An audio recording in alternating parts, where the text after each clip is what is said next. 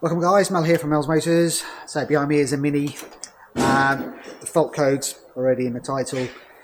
So we're going to have a look at it, see if we can fix these problems. Right, the car's been scanned. Got quite a few fault codes in this. Some of these are historic fault codes, some are current codes. We've got brake vacuum sensor, got an issue there. High pressure fuel issue there. Mixture control. So some of these codes we cleared them out last week and the car's come back in now for the job. So although there's a history, these came back on last week, so these are our main issues engine wise, and we know that this one's an issue. We may have an issue with the oil control. They're quite common to go. There's another oil pressure control one there and the high pressure fuel one. These Minis aren't great, unfortunately. They have lots and lots of problems, and these oil ones we see quite often, and we see these mixture leans as well. So this one here is the vacuum as well, so it's related to the top one. First thing we can look at is mixture lean. Okay, so we're under the bonnet. Now, system lean codes, they're quite serious codes. People just clear them and carry on driving. Now, you normally get a system lean fault code if you get an air leak introduced into the system after the airflow meter. So we replaced this hose last week because it was split. Put it together, sent the customer on our way, came back, we still have another lean code. So we've still got air being drawn in either after the airflow meter on the intake side or on the exhaust side before the first O2 sensor. So if we have a leak from the manifold before this sensor, sometimes these sensors can be lower down. If there's exhaust blowing out, there's air being drawn in. So system lean can be intake side or exhaust side. So because we already had an intake leak on the inlet side, we are going to start with that. We're going to take this hose off. We're going to introduce smoke with our smoke machine into the system and see if we have any intake leaks. We'll start there. It's rare that you'll have an exhaust leak and not hear it. On this car, we can't hear it, and if you block the exhaust up with somebody under here, you can normally hear a hiss. We can't hear a hiss. We've got plenty of back pressure. So we're going to start with the intake side and try and work our way through and see where this problem is. So I've got my smoke machine set up. I'm trying to get as close to the airflow meter as possible because we want to try and see if we have a leak after the airflow meter. So I've introduced smoke into the system, and then we're going to wait for a little while to see if we see any smoke coming out of places where it shouldn't. This has been now running for a few minutes. You can see we've got a poor seal here, so we've got some smoke coming out. So this is the kind of thing we're looking for, the smoke. So I've bunged up the cam cover, and at the back here, it's a bit difficult to see, but we've got some smoke coming out. Just got a torch so we see better. So now we can see we have a smoke leak. See if there's anything else. We can see up here it's just a poor seal, but here we can definitely see that there's an issue. So let's go around. So in here is a diaphragm. So it looks like we have a failed diaphragm in this cam cover. Now you usually can't buy these diaphragms separately from a dealer. We're going to have a quick look on Parts Link to see what these cam covers are going for, and then we'll come back. Right, so we're here on Parts Link. We can see number 1 is highlighted here, which means we get everything in this box, and that is £290, 41 pence plus VAT, so nearly £360 for an engine cover. But on this channel, as you know, those of you who stay tuned, we know we like to fix and repair as opposed to throw away. We've used an external company. We've managed to get the diaphragm for a fraction of that price. We got these for about £20, which is less than 1/10 the price of an entire cover. So This is replaceable. Dealers won't sell it to you, so you have to go find other companies that will make stuff as opposed to throwing stuff away. This is planned obsolescence. They make things fail, or things fail after a short period of time, and then you've got to spend all this money to get it right. Okay, so we've got our fault code, we've done our tests, we know what we've got to change. There's nothing to suggest that this job's going to go straight forward. Cover's plastic, these are plastic, we've got to pop it off, and we could eventually end up breaking the cam cover and needing a new one. So be as gentle as you can if you're going to do this.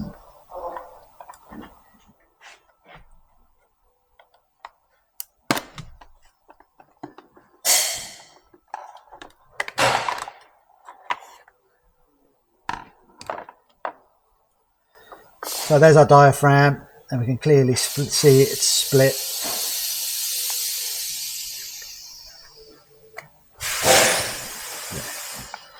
It's just falling apart in there. Look.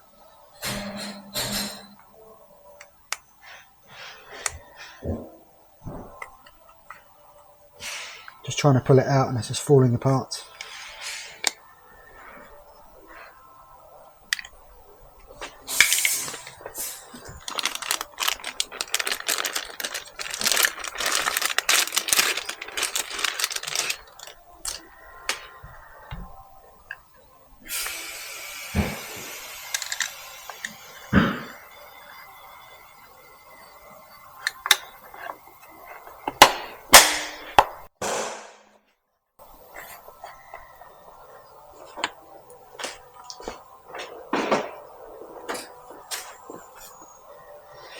Okay, it's on. Going to check our work. We're going to put the smoke machine back on and see if we've cured the problem.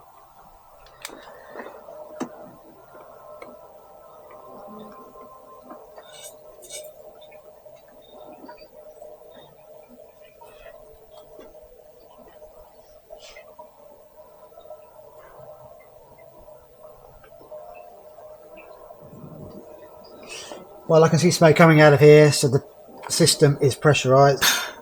Again, here we can see where I've capped it off. The cam cover has got smoke in it, and we've got nothing leaking out of here. So this is a fix. We're just going to make sure there's no other leaks down the turbo lines.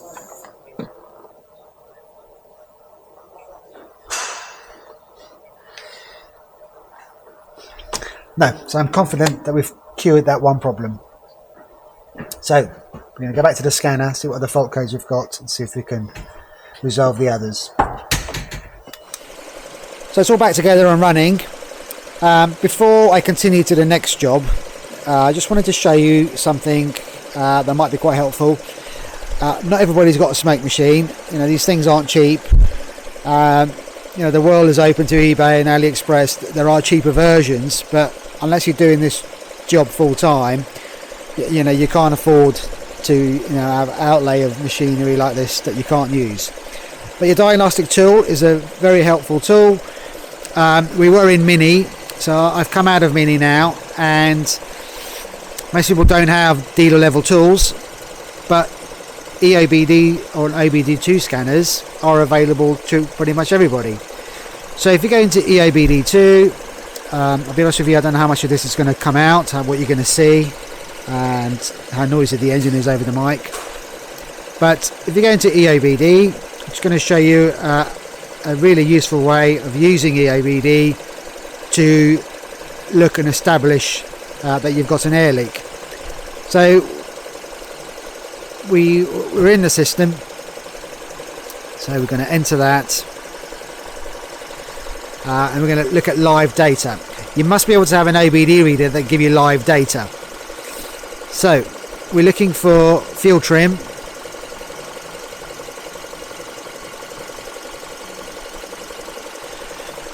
So these are our fuel trims. We've got long-term fuel trims and short-term fuel trims. I'm not interested in the long-term, we're interested in the short-term fuel trim.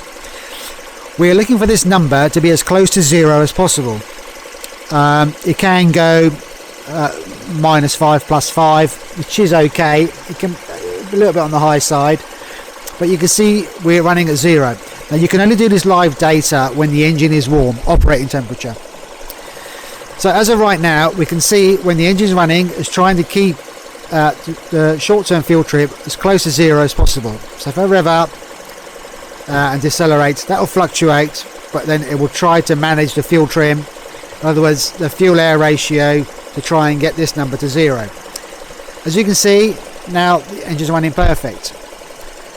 We had our diaphragm leaking air, which is inside the cam cover, and we also have this hose which goes to the cam cover. So if I was to take this off to simulate our diaphragm leaking, so we've got air being drawn in after the airflow meter, we can see that our short-term fuel trim has now changed. There's no tone change to the engine. The engine is still running as it was, but now as we've introduced air into the system past the airflow meter, our short-term fuel trim started to fluctuate. Now it's trying really hard to get itself back to zero. If I plug this back in, we can see our numbers are going to change, and then it's going to try and balance itself back out to zero. It'll take a little while. Right, so now you can see it's trying to balance itself out, because now, I don't know if you heard the tone change in the engine, it's seen that something's changed and it's trying to compensate for it. Now this may look like it's still got an air leak, but it takes time for it to resettle. So let's go give it a few revs and see if we can get that to settle down.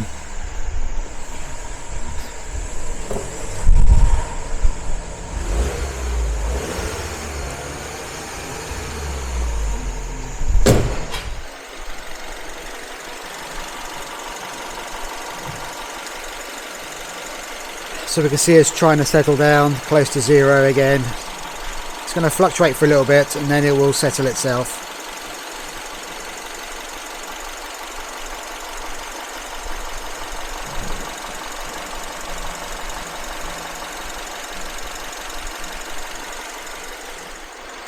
There you go guys, an easy way to check for air leaks using EOBD. Go into fuel trim and you try and look in to see if the short term fuel trim is around zero. If it goes up, you've got an air leak. If it goes low, it's usually settles down.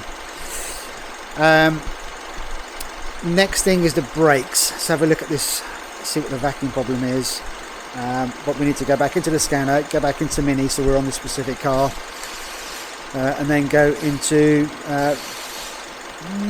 maybe brake system, but it's possibly going to be in the engine system. Look at, see what the sensor's doing, and then we'll do a survey check and vacuum check to see if we've got a problem there.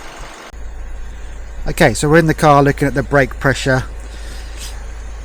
We have 55.51 HPA on there. If I pump the brake pedal, we're not seeing much of a change. And if I hold my brake pedal, you can see it's going down. Therefore the vacuum pump's working. So we're going to just take our scanner outside. I've got the car running.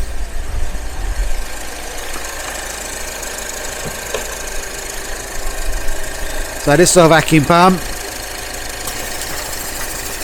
So I can feel the vacuum. Although the pipe's disconnected, we've got no change on our data. So if I put it back on, so we've got vacuum, nothing is working. So it's a bit difficult to see, but our brake servo is down there and our pressure sensor's down there. Just going to grab a torch so we can have a better look down there. Okay, it's quite difficult to see, but that's our pressure sensor down in the corner there.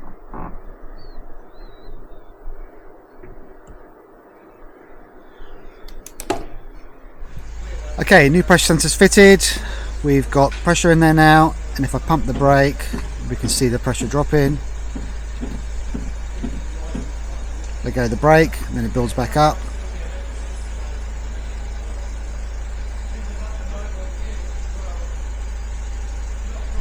And if I press the brake again repeatedly, drops off again. So that's another thing fixed. So let's just go back to our fault codes and see what else we had in there.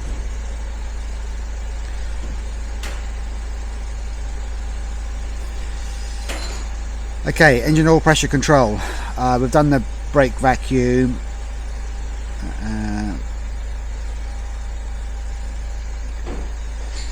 It's brake vacuum. We've done the mixture 2 lean. So now we've just got a fuel pressure issue.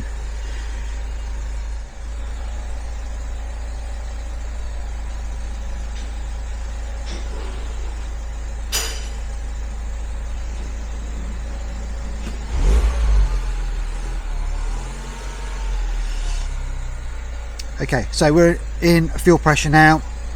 This is our actual pressure and this is our desired pressure. So where we're going with this.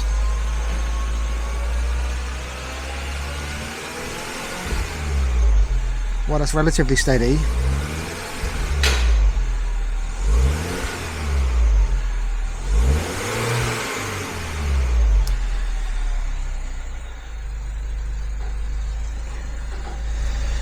Okay, what I'm going to do now is I'm going to clear these fault codes out and I'm going to road test it and then double check those values. Okay, we're all clear. So go for a road test and then we see if anything comes back.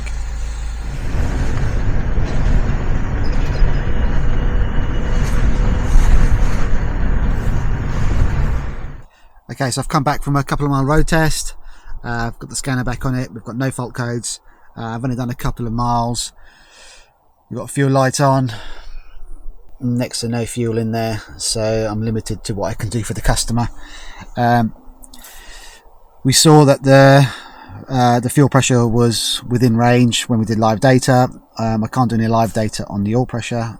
The only way we can look at that is with an oil pressure gauge, but that can be difficult because we have a solenoid which changes oil pressure through drive cycles. So it's a bit difficult to see whilst driving, but we can do static oil pressure tests. But for now, we've left that. We'll see how that goes. I'll advise the customer. Well, guys, I hope you enjoyed that short video, this mini, and how to test for certain components. I hope you enjoyed it. I'd appreciate a like. Hit the subscribe button, bell notifications so you're notified next time I upload a video. If you enjoy these videos, there'll be a couple here for you to choose from. So please enjoy. Take care.